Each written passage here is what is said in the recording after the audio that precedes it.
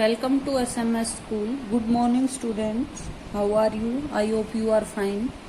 देखिए बेटा एक्सरसाइज 3.2 के हम 4 क्वेश्चन कर चुके थे. अभी हम 5th क्वेश्चन करेंगे.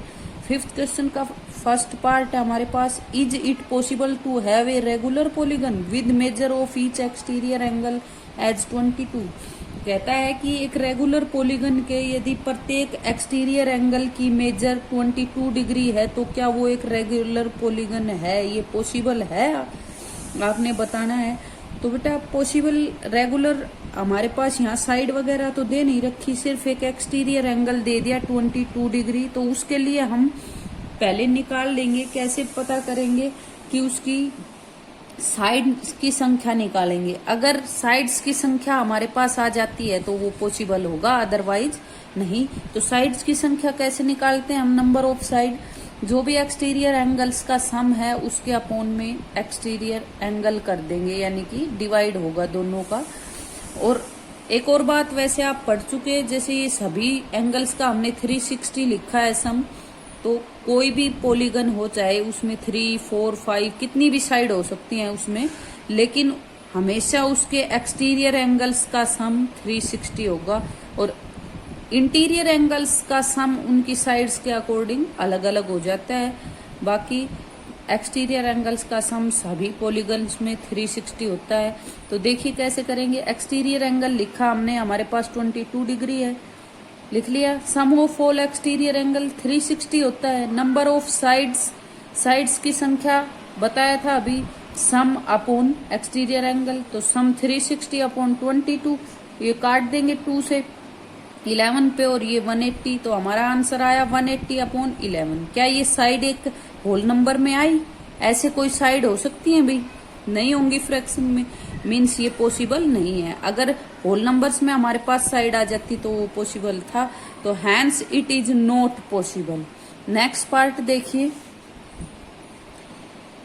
Can it be an interior angle of a regular polygon? Why? इसी क्वेश्चन के अकॉर्डिंग बी करना है आपने.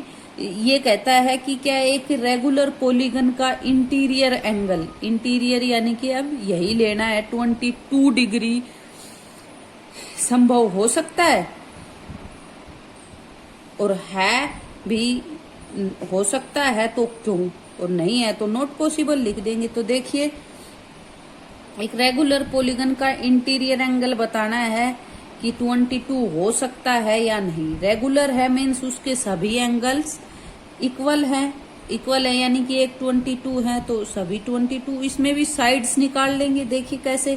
इंटीरियर एंगल आपके पास 22 डिग्री आ गया अब, लेकिन इंटीरियर एंगल्स का सम नहीं पता आपको भी. वैसे तो निकाल सकते हैं आप सम, कोई भी अगर नाम दे दिया जाए कि भाई ये पॉलीगन है, लेकिन पॉलीगन का नाम तो दिया नहीं भाई उसमें. तो साइड कैसे निकालेंगे आप फिर? उसके लिए उनका सम नहीं पता इंटीरियर एंगल्स का, लेकिन हाँ आपको एक्सटीरियर्स का सम पता है 360. तो हम पहले इससे एक्सटीरियर एंगल निकाल लेंगे. एक्सटीरियर एंगल क्या होगा आपके पास? 180 माइनस 22. ये कैसे आया? देखिए मान लिए एक हमने मान के चले ट्रायंगल है, मान लीजिए इसका इंटीरियर एंगल ये है आपके पास 22, तो एक्सटीरियर ये हो गया, और ये दोनों मिला के एक लीनियर पेयर बन रहा है, यानी कि दोनों का सम 180. तो 180 में से अगर 22 घटा देंगे तो ये एक्सटीरियर आ जाएगा आपके पास. 158 आया. अब सम ऑफ ऑल एक्सटीरियर एंगल आपको पता है 360 है, तो यहाँ से नंबर ऑफ साइड निकालेंगे, जैसे पीछे वाले क्वेश्चन में निकाला था. Sum of all exterior angle upon exterior angle. ये कट के आपके पास 2 से कटे 180 अपॉन 79 आ गया. ये अब और किसी नंबर से कट नहीं रही, तो यही आंसर आ गया बेटा. साइड्स की संख्या यहाँ पर भी हमारे पास होल नंबर्स में नहीं आई, मीन्स हम क्या लिखेंगे? Hence it is not possible. Next question देखिए. 6th. What is the minimum interior angle possible for a regular polygon? Why? भाई ये पूछा है एक रेगुलर पॉलीगन के लिए मिनिमम यानी कि सबसे कम इंटीरियर एंगल क्या है, और वाई क्यों.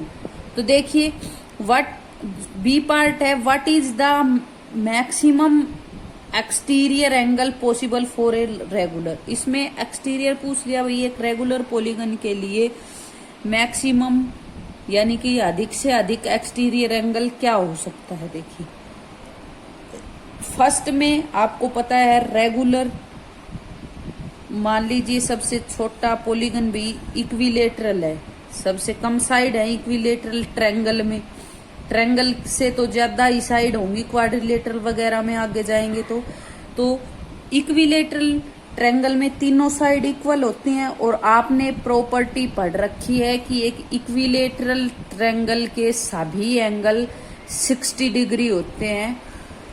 इससे कम एंगल तीनों इक्वल हो नहीं सकता भी, क्योंकि एक ट्रायंगल में 180 सम होता है। अगर मान ले आप 50 लेते हैं तो वो ट्रायंगल पॉसिबल नहीं होगी। यानी कि एक ट्रायंगल में, इक्विलेटरल ट्रायंगल में छोटे से छोटा एंगल 60 डिग्री हो सकता है। और इक्विलेटरल ट्रायंगल क्या है, एक रेगुलर पॉलीगन। तो हम लिखेंगे इन equilateral triangle each angle 60 degree. आपको पता है so minimum interior angle 60 degree, वही 60 है, 60 से कम एंगल हो नहीं सकते एक ट्रायंगल में भी। सभी 60 से कम हो तो सबसे छोटा 60 डिग्री आ गया। यहाँ पूछा है अभी कौन सा है और क्यों है, क्योंकि इक्विलेटरल ट्रायंगल में 60 से कम हो ही नहीं सकते। नेक्स्ट फिर एक्सटीरियर पूछ लिया। जब आपको पता है भी सबसे कम साइड वाला रेगुलर पॉलीगन इक्विलेटरल ट्रायंगल है, बाकी रेगुलर पॉलीगन जो भी हैं इनसे ज्यादा साइड मिलेंगी नंबर ऑफ साइड ट्रायंगल से। तो उसमें देखिए बेटा यहाँ जब 60 आ गया कम से कम, तो ज्यादा से ज्यादा क्या हो सकता है एंगल, ये घटा देंगे हम। कैसे, एक्सटीरियर एंगल क्या होगा 180 माइनस 60 डिग्री। अब ये 180 में से क्यों घटाया, मान लीजिए ये ट्रायंगल ये है, ये 60 डिग्री है, तो इसका एक्सटीरियर एंगल क्या होगा, ये लीनियर पेयर 180 हो गए दोनों मिला के। तो 180 में से अगर 60 घटा दे तो ये आ जाएगा हमारे पास। जो सबसे कम है तो इसी का एडजेसेंट एंगल जो है वो बड़ा मिलेगा। बाकी तो अगर इससे बड़े होंगे एंगल तो यहाँ घटते जाएंगे एक्सटीरियर में भी। लीनियर पेयर ही तो है, मान लीजिए यहाँ 60 है, यहाँ घट के 120 आ गया। अगर यहाँ बढ़ जाता है एंगल 80 डिग्री है तो यहाँ फिर वो इसी का एक्सटीरियर एंगल क्या होगा, वो 180 दोनों का सम होगा। तो 180 में से हमारे पास 80 घटेगा, यानी कि कम ही नंबर आएगा। तो जितना छोटा यहाँ होगा उतना ही बड़ा यहाँ आएगा। तो सबसे छोटा अगर 60 है तो बड़ा फिर 180 में 60 घटाएंगे 120। नेक्स्ट देखिए ये एक्सरसाइज आपकी कंप्लीट हो गई। नेक्स्ट एक्सरसाइज करेंगे हम 3.3। इसमें पैरेललोग्राम के बारे में पूछा गया है। तो देखिए बेटा पैरेललोग्राम में सभी साइड्स, यहाँ मैंने बना के दिखाया है पैरेललोग्राम। पैरेललोग्राम में क्या होता है, अपोजिट साइड इक्वल होती हैं, अपोजिट यानी कि आमने सामने वाली। और इसके जो डायगोनल हैं दोनों, ये एक दूसरे को जहां भी एक दूसरे को बाइसेक्ट करते हैं, मतलब जहां भी काटते हैं दोनों पार्ट हमारे पास इक्वल इक्वल बचते हैं। भाई इसके इक्वल ये आ गया और इसके इक्वल ये आ गया।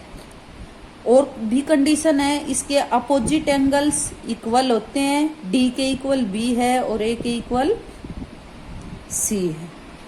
दूसरी बात, इसके जो एडजेसेंट एंगल हैं उनका सम 180 होता है। जैसे ए का एडजेसेंट, भाई ए से टच ये है डी, तो ए और डी का सम 180 होगा, ए और बी का सम भी 180 होगा, इस तरह से। तो ये कुछ क्वेश्चन पूछे गए हैं। क्या कहा गया है, देखिए give a parallelogram ABCD। ABCD एक पैरेललोग्राम दिया है। Complete each statement along with the definition और प्रॉपर्टी यूज। कहता है ये स्टेटमेंट दे रखे हैं, इनको कंप्लीट कीजिए डेफिनेशन या फिर प्रॉपर्टी यूज करके। तो सबसे पहले हमारे पास दे रखा है AD is equal to BC। तो AD देखिए हमारे पास ये है, AD is equal to BC। आपने देखा ये दोनों अपोजिट साइड हैं और अपोजिट साइड इक्वल होती है। तो हम यहाँ ये लिख के क्या लिखेंगे, अपोजिट साइड्स आर इक्वल। या opposite sides of a parallelogram are equal. Next देखिए, angle D C B is equal to angle D A B. Angle D C B यानी कि ये एंगल हो गया, दूसरा डी ए बी ये angle, और ये अपोजिट एंगल है। अपोजिट एंगल इक्वल होते हैं तो हम क्या लिखेंगे, opposite angles are equal. O C is equal to O A, O C is equal to O A. अभी थोड़ी देर पहले बताया था आपके कि ये डायगोनल बाइसेक्ट होते हैं, यानी कि ये दोनों बाइसेक्ट मतलब इक्वल इक्वल दो टुकड़े हो गए इनके इक्वल पर। तो ये क्या है, डायगोनल ऑफ ए पैरेललोग्राम या diagonals are bisect each other लिखेंगे यहाँ। अब मेजर, एम मतलब measure of angle D A B यानी कि ये एंगल, plus measure of angle C D A यानी कि ये एंगल हो गया सी डी ए और डी ए बी, ये दोनों एंगल्स का सम इक्वल टू हमारे पास दे रखा है 180 डिग्री। तो आपको बताया था अभी कि एडजेसेंट एंगल का सम 180 होता है, ये बात सही है। तो कौन सी प्रॉपर्टी यूज हो रही है, एडजेसेंट एंगल। तो हम क्या लिखेंगे, adjacent angle of a parallelogram. Next देखिए, यहाँ हमने लिख के बताया है, अभी जो पीछे वाले क्वेश्चन थे D is equal to B C, तो क्या लिखेंगे, opposite sides of a parallelogram. Angle D C B is equal to D A B, जो हम पीछे बता चुके, opposite sides are equal, sorry side नहीं, एंगल के बारे में पूछा है तो एंगल लिखेंगे, अपोजिट एंगल्स आर इक्वल। यहाँ लिखा है O C is equal to O A, ये डायगोनल थे हमारे, तो diagonals bisect each other. Next लिखा है measure of angle D A B plus measure of angle C D A 180 degree, तो ये एडजेसेंट एंगल बताए थे हमने। तो एडजेसेंट एंगल आर सप्लीमेंट्री, यानी कि किसी भी पैरेललोग्राम के एडजेसेंट एंगल सप्लीमेंट्री होते हैं। नेक्स्ट क्वेश्चन देखिए, consider the following parallelograms, find the value of the unknowns x y z. आपके पास ये पैरेललोग्राम दे रखा है, इसको कंसीडर करना है आपने। इस पैरेललोग्राम में जो कुछ अननोन्स वैल्यू दे रखे हैं जैसे एक्स वाई जेड, इनकी वैल्यू निकालनी है आपने। तो सबसे पहले देखिए, पैरेललोग्राम का नेम दे रखा है ए बी सी डी, तो यहाँ हमारे पास बी एंगल 100 डिग्री है। तो देखिए, आपने पिछले क्वेश्चन में पढ़ा था कि एक पैरेललोग्राम की अपोजिट साइड्स या फिर अपोजिट एंगल्स इक्वल होते हैं, तो ये y और b एंगल इक्वल है, तो एंगल b 100 डिग्री लिखा, तो y क्या हो जाएगा, b के इक्वल है, इसलिए y भी 100 हो जाएगा। Opposite angles are equal. फिर आपने देखा कि ये दोनों देखिए x और 100 एडजेसेंट एंगल है, एडजेसेंट एंगल सप्लीमेंट्री होते हैं, यानी कि दोनों का सम 180। तो हम क्या लिखेंगे, 100 plus x is equal to 180, adjacent angle are supplementary. तो यहाँ से x की वैल्यू निकालेंगे, 180 में से 100 इधर ट्रांसफर होगा, माइनस हो जाएगा, 80 बच गया।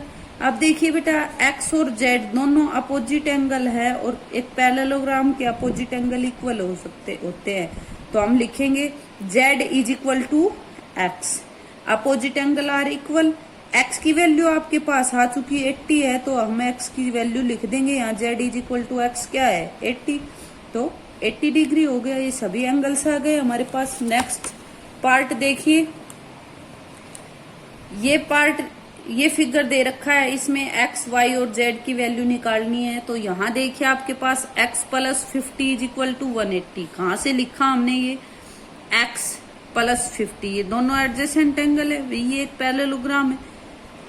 180 क्यों है, एडजेसेंट एंगल आर सप्लीमेंट्री, ये एडजेसेंट सप्लीमेंट्री, यानी कि सप्लीमेंट्री क्या होते हैं, कोई भी दो एंगल का सम 180 होता है, तो इन दोनों एडजेसेंट का सम 180 हो गया। यहाँ से x की वैल्यू निकाल लेंगे हम, भी x इधर है, 50 को x की वैल्यू चाहिए तो x के अलावा जो भी है उसको उधर ट्रांसफर करेंगे। 50 ट्रांसफर किया, यहाँ प्लस है, इधर आके माइनस हो गया, तो x की वैल्यू ये दोनों घट के 130 डिग्री आ गई।